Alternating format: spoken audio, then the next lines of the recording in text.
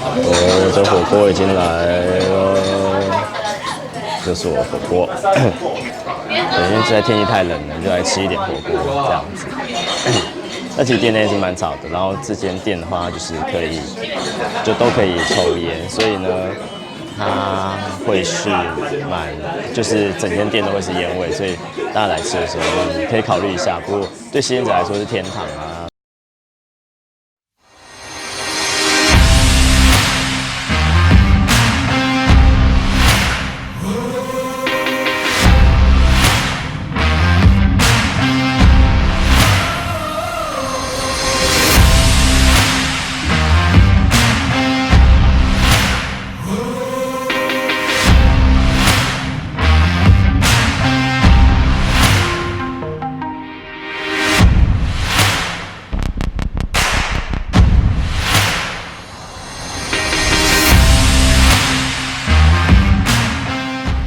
那这一家是在日本桥这边，它其实是那个新世纪的那个，就是在新世界那边的火锅店分店。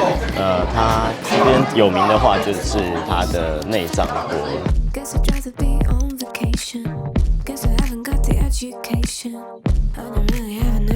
我昨天其实晚上有吃，我觉得昨天不冷，就觉得还好，不会说很想要吃锅。可是今天的话，就觉得实在是太冷。然后这间店真的蛮吵的，所以会比较大声一点，那大家就体谅一下。火锅已经开始准备要滚了。那我今天点的是盐味的火锅，这盐味火锅就我不是点一般经典的啦，所以要吃吃看到底是什么样。这是内脏，然后还有很多的蔬菜，还有大蒜，应该大蒜吧？不知道，等下煮煮看再说。内脏，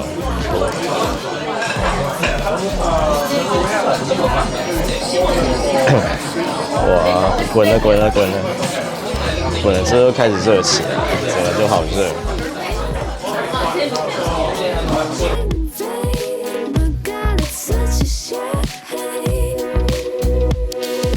内脏好像没有很多，几乎都是菜，就这几块吧，应该就是这几块。因为第一次来，不太清楚分量，所以先点了880元1人份的锅。果然还是要再加点一些火锅料。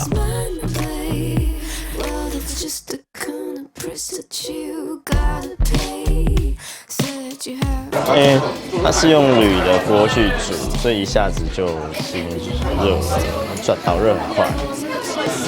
好，那我就来开始吃我的锅啦。现在变成超级吵，看你听得到我讲话吗？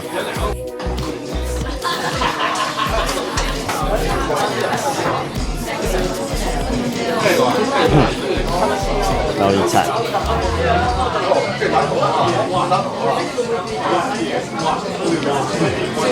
它锅本身就很有味道啊，是胡椒味很重的锅，然后点盐味的，所以它吃起来有点像是肉骨茶的味道，然后吃起来会有点像肉骨茶的味道，然后很浓，就很重的胡椒味跟盐味。其实这不需要加，这不需要沾酱，就味道很重。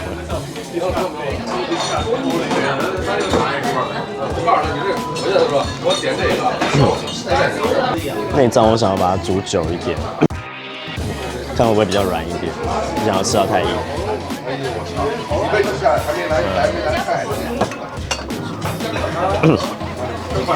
然后我刚刚加点内脏，然后就放在这个锅子里面，加点内脏，然后就把它加进去了。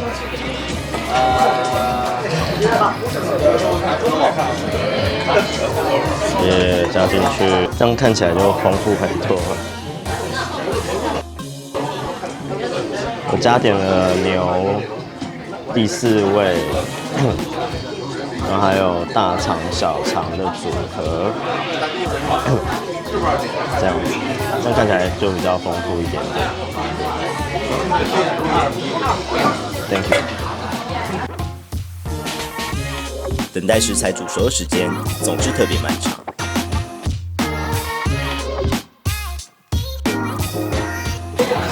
它东西应该是有些已经先煮过了啦，不然之后可能要煮很久才行。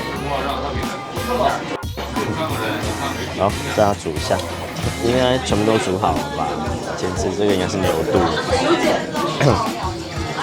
牛肚料。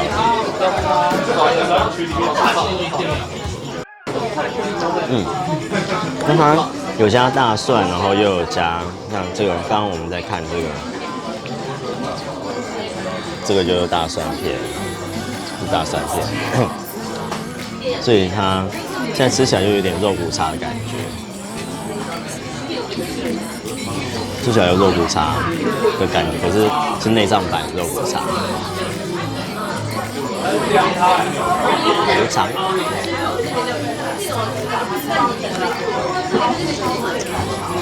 油脂超丰富的牛肠，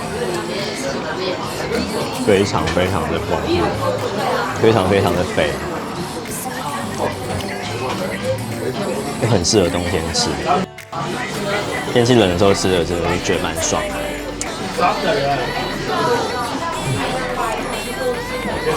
整个身体就突然热起来了。还有大肠、小肠，还有牛肚，牛肚。这牛肚已经煮得很软了，所以吃的时候就刚刚好，不用煮太久就可以吃。刚刚我去吃的那个玛丽啊，是属于比较精致的料理。那这个就算是比较粗犷的，有点像工人料理这样子，可是它吃起来就有个爽感，比较粗犷的爽感这样，然后可以大口配啤酒啊这样子。浓浓的大蒜味和胡椒味不断扑鼻而来，内脏的脂肪和精华也渗入汤中，使得清汤充满了胶质。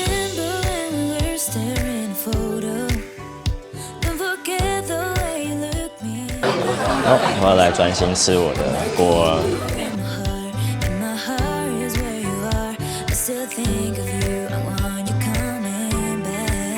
肠汤超好吃的，因为现在外面虽然是12度啊，可是我觉得体感已经低于12度，因为今天风很大。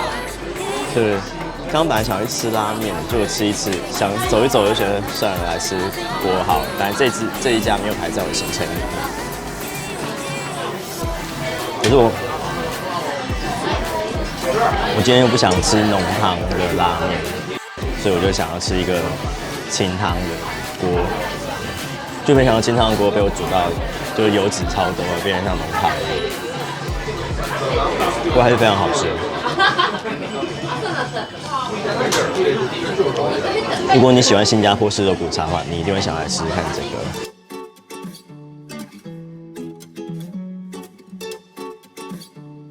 料理有时候真的很奇妙，在不同的地缘会产生不同的东西，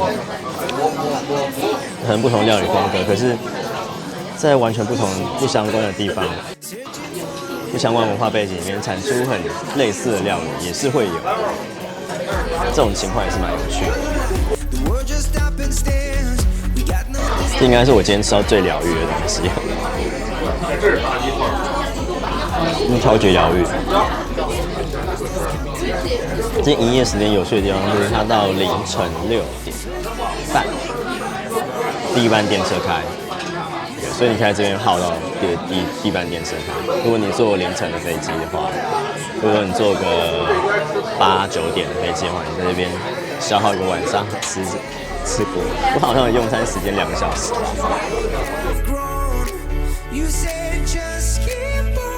明明是放了一堆内脏的火锅，但却完全吃不到恼人的腥膻味，只留下有个性的浓郁和 Q 弹的咬劲。在寒冷的冬天吃着热热的火锅，除了温暖的身体，也十分的疗愈人心。全部都吃完了，我觉得这次的行程比较不像是实际的行程，比较介绍吃的，比较像是天天进食中这样子的大胃王比赛。好，那我打车喝完，那今天就先到这里，我们下次再见，拜拜。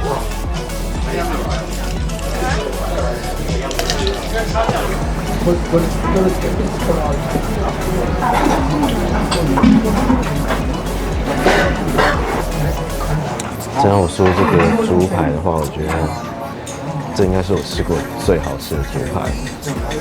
我完全不夸张，这个猪排真是我吃过最好吃的猪排。老实说，我现在不是很想要讲解或者拍摄，因为这实在太好吃了，我很想要认真的把它吃完。如果你喜欢我的影片的话，记得帮我按订阅、分享，然后按赞哦。然后记得帮我按下面的小铃铛，这样你才会收到我最新的讯息。也欢迎大家在底下留言跟我一起讨论你喜欢怎么样的影片哦。